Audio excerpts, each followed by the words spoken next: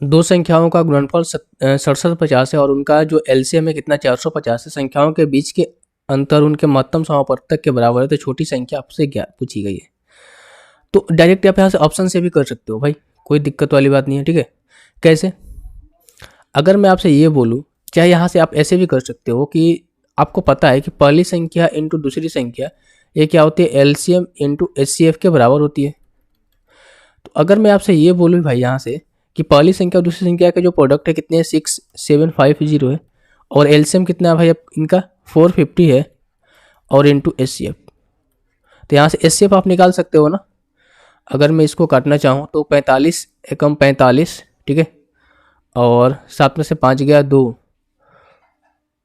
और 5 बार में जाएगा, ठीक है, 15 पच्चे 75 और 15 चौका 60 और 7 67, ठीक है, 15 बार में चल जाएगा, इक्वल्स टू एचसीएफ। तो एचसीएफ की वैल्यू कितनी आ गई, 15 आ गई। अब बोला क्या गया भाई, अब यहाँ से क्या आप निकाल सकते हो कोई चीज़, बोला गया है कि यदि संख्याओं के बीच का अंतर उनके महत्तम समापवर्तक के बराबर है।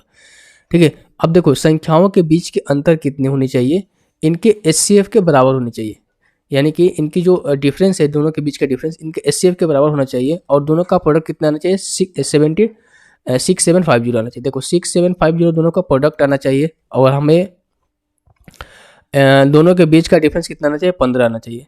तो सबसे छोटी संख्या, मान लो कि सबसे छोटी संख्या अगर 150 है, तो बड़ी संख्या कितनी होगी भाई, आप ही बताओ, बड़ी संख्या कितनी होगी। 150 में 15 ऐड करेंगे कितना हो जाएगा भाई आपका, अगर 150 में 15 को ऐड करोगे तो हो जाएगा 165। आप हमें ये बताओ कि 150 और 165 का अगर मैं प्रोडक्ट करूँगा तो क्या 675 आएगा, नहीं आएगा। क्यों? क्योंकि देखो अगर यहाँ तो जीरो तो आएगा ही, जीरो का 15 6 90 यानी कि 2 को जीरो आ रहा है, तो 2 को जीरो तो लाना नहीं है, हमें एक जीरो लाना है, तो ऑप्शन नंबर 1 कट गया आपका। ठीक है, उसी तरीके से अगर छोटी संख्या अगर आप 75 मानोगे तो बड़ी संख्या में क्या मानना पड़ेगा, इससे 15 ज़्यादा कितना हो जाएगा भाई, 90 हो जाएगा भाई।